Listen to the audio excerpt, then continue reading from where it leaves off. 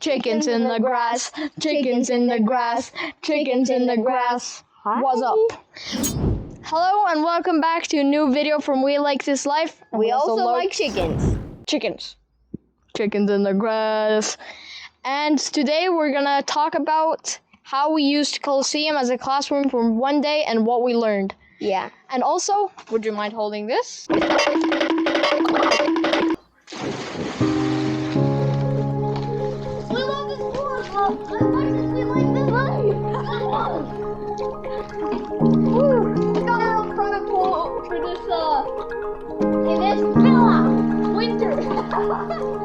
Merry Christmas!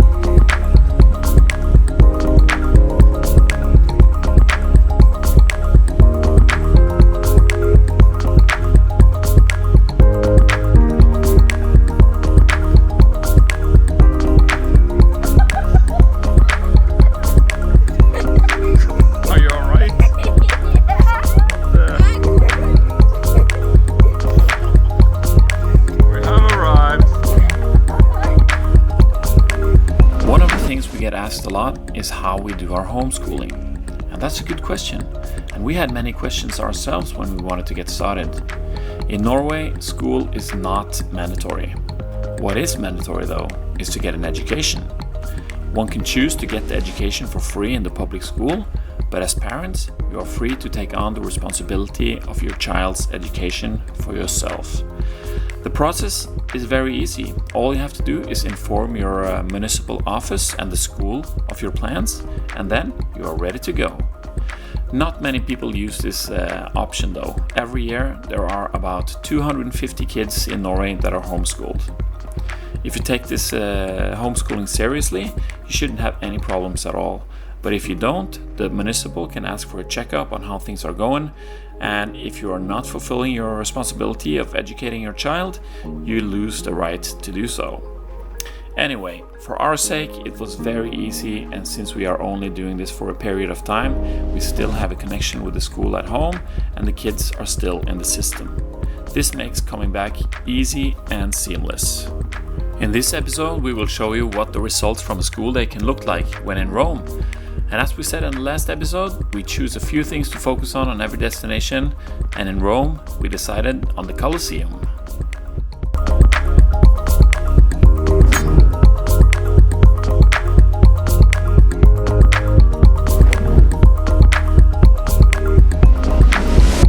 One day with the Colosseum as a classroom, how was that? It was really nice it was fun and warm. and really warm. It was a very warm day, yeah. Yeah. We saw somebody who fainted actually. Really? Yeah, she just on the ground. Oh, yeah. Think We did? yeah. Don't you remember? You were the one who actually saw it first. Well, it isn't too warm today. It's soon gonna be thundering. Rain. Yeah. Yeah. You're gonna hear some thundering during this, Yeah, this talk. interview. I Yeah. love thunder. Yeah, me too. It's lovely. But sometimes Maybe we'll even feel a little it's too earthquake. We much. felt that yesterday. That was weird. yeah. The pool looked very cool though. Yeah. Just But anyway, I remember that day in Rome. We took the train in. We stayed in a town outside of Rome, and we took the train in to go to the Colosseum. And the first thing I saw when we got there was a lot of people.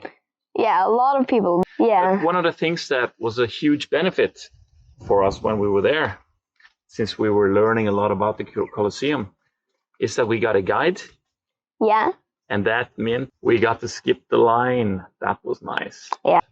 So the guide took us past the security and into the Colosseum, skipped the whole line. That's why Yeah. we recommend to get a guide when you go to a place like this with a lot of people. Did you? We did that in Austria. We did it in Colosseum. We did it in Pompeii. And we Yeah. also did it in Athens. So that's Yeah. really good. You get to learn a lot of stuff that you wouldn't learn otherwise. Yeah. Skip the line is very nice. Yeah. How did you guys feel when you walked into the Awesome. Colosseum? I was like, I felt like imagine being here. so cool. Yeah, it's huge, eh? Yeah. Yeah, but people are so destructive. They just take the. I got something. Yeah.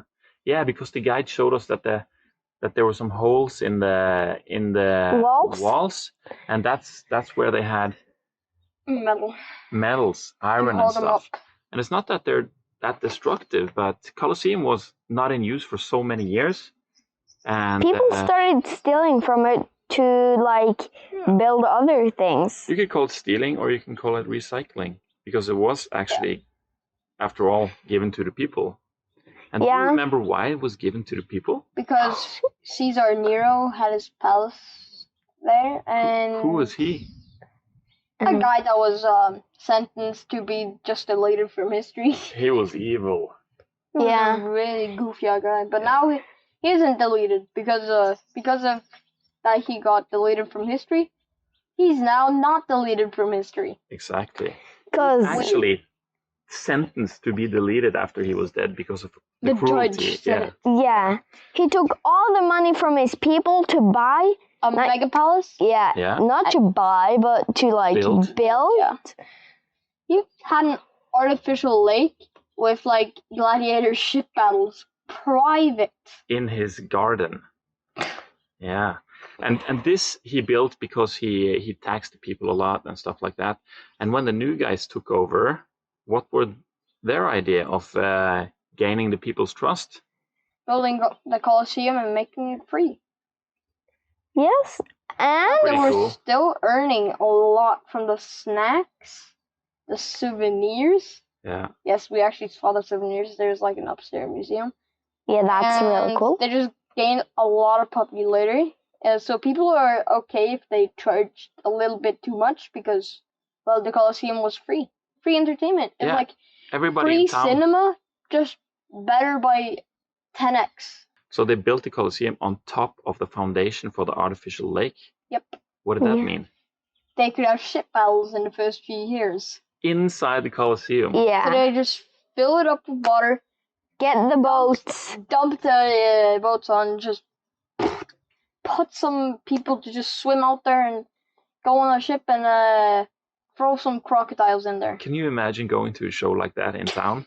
That must have been crazy. And how many people was there? Like 50,000 people? I think it was. That's a lot of people. I think it a lot of was. People, but still, the amount of people now in Rome is like so much more. Yeah. And we think now like 50,000. That's 10 times our hometown. And our hometown is small. Yeah, and like Rome was the first city to ever have 1 million inhabitants. So it was the first really big city. Oh. 1/5 of Norway today. Yeah. And the whole of Colosseum didn't look like gray and brown. No, it was actually colorful. Yeah. They painted it. Yeah, and it was covered with marble. Yeah. All of it. And so it was actually white. Yeah. And Mom loves marble. Yeah. And she wants like the kitchen counter to be pink marble. And I'm like, it'll leave stains. It will leave coffee stains. It will leave everything. And Romans will come and recycle it. And also the stupid thing about it is people that come and write their names in the stone. Yeah, we saw that all over the place. People all over write their names in the Colosseum. Yeah, I think people have been wanting to do that for hundreds of years. I mean, it's almost, how old is it? When was it built? Million. I can't remember that. We'll put it up there. I don't know. And who were fighting in there? Who were these gladiators? They were slaves, prisoners, criminals, and people that the emperor just chose. Right. Often, you know that if you've seen Gladiator the movie, which I'm gonna watch soon. Yeah. But now we are free. That might be copyrighted. Oh. Caught in 4K. But the guy told us something very. She showed us pictures of different kinds of gladiators, and there was one group that I hadn't ever thought about. I haven't seen in any movies or anything. What was that, Ylva? Women. Yeah, actually, women, not woman. Women. Yeah. Many women. Potato, tomato. So women were also gladiators. Yeah. Yeah, I didn't know that. And when we tried to look on the internet for more information about that, there wasn't really. Not that much, but I have to say one thing though. Yeah. The gladiators were allowed if they were like slaves and prisoners of war and stuff. They were allowed to fight for their freedom, but some of them got. And also, they get very rich when they got free again. But most people just don't know how to use the money, so they just use it up, and later they would come back as gladiators And be like, hey, I'm ready to fight. So what else did we learn while we were there? The people actually decided mostly who got to go on. Really? Yeah. The emperor didn't really have a choice because he wanted to stay popular, so then he just need to like say what the people did. So it was actually more people think it was this or this, but it was this guides, or this. So this is okay. This is Q because that's and that's like you can't cut. Okay. Oh yeah. Can cut. Sorry, Mike. Don't have anything. Yeah. Can cut. But this cut. Yeah. So they had this drainage system at the start, the first 30 years or something of the Colosseum. Okay. And then they made it into a basement where they had elevators, animals. So they made the popular gladiators, of course, pop up on the scene. So it would go. I don't know what it's called in Minecraft because I don't play it that much anymore. But that's a pretty normal door in Minecraft. This door goes down, moves away. This goes up. Yeah. And then. Yeah, so you could have people fighting on the ground there, and all of a sudden, boom! Some kind of a tiger would come up, or a crocodile, or another gladiator, or crocodile was really popular because it was such an exotic animal. Yeah, when we walked there, you could see down there all the elevators and stuff. And, and of course there was pictures of how the stuff worked. Everybody was like pulling ropes and stuff. It's not like they had electrical engines like we have now, so all was man-powered really. One interesting thing is that the Colosseum is not actually called Colosseum. It was named after, do you remember that? Statue of a god. Yes. It was a statue of a god later, but first it was a gigantic statue of Nero. Of Nero, yeah. Yeah, so when he was sentenced to be deleted, what happened? They cut off the gold head, melted it, built it over to a new god's head, and then put it on. Yeah, and it's actually the statue that was colossal. So that's why they call the arena Colosseum. It had another name. Can't remember that. So it was taller than the Colosseum. Yeah, or as tall as. And also, the Colosseum was symmetrical. It was not like asymmetrical with one part like now. Missing. Yeah, because that fell down when there was the earthquake back in the day. That's sad that earthquakes are so powerful that they're just. Yeah. The gladiators weren't always killed. There were special games where they had to fight for their lives. If the judge saw that, they had special rules actually. So if the judge saw that one was really hurt, he'd end the game. Now you understand maybe why having a guide is such a thrilling experience and why you shouldn't be a gladiator because it sucks. Yeah, and also like in history class you learn certain things and then you watch some movies and stuff and you get sort of an idea of what's going on. But when you're there with the guide, it's a whole different experience. Yeah, it's an expert that knows so much, and I don't think we would ever have learned what we learned if we didn't have a guide. And like now, we have so many more things that we wonder about when we see the Colosseum. And when we came to the arena in Pompeii, it was like, oh yeah, they have another arena.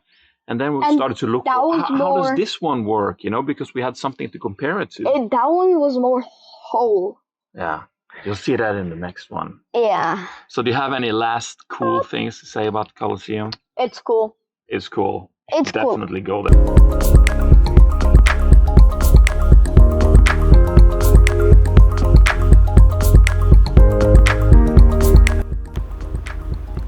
So, those are some of the things we learned from spending a day at the Colosseum, and we learned even more going through it all for this video.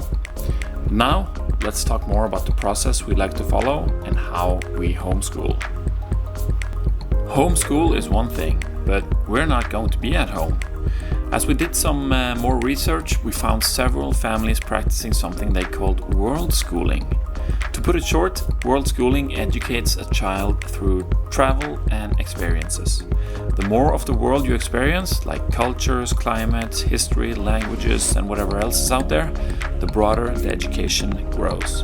Our style is a good mix of following what's going on in school at home and experiencing whatever we come across while traveling. Our process is divided into 3 parts. Number 1, we spend some time reading up and talking about the place we are going to. That way, we all have some details to look for when we get there, and it will be easier to attach more knowledge to what we already know. Number 2 is being there, seeing things and learning about what went on. In a place like the Colosseum, it makes a lot of sense to have a guide help you get the most out of that.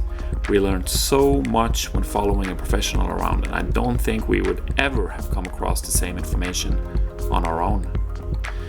And then it's the number 3. That one is really good because it lasts forever. We believe that when you have this kind of diverse knowledge basis, seeing, listening, being there and experiencing the place, any additional information that comes along later in life, in school or wherever will easily slip into place with what's already there. On our more regular homeschooling school days, we focus most of our time on Norwegian writing and mathematics.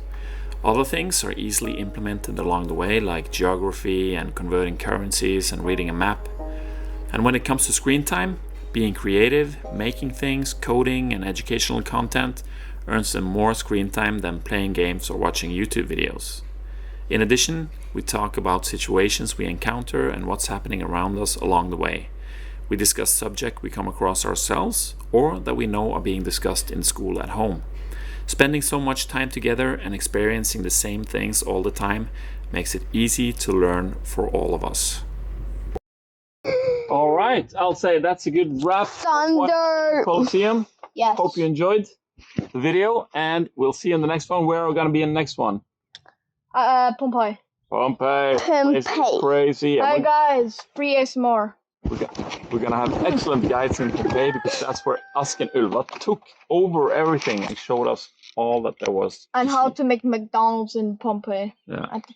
And now let's just show you where we're at.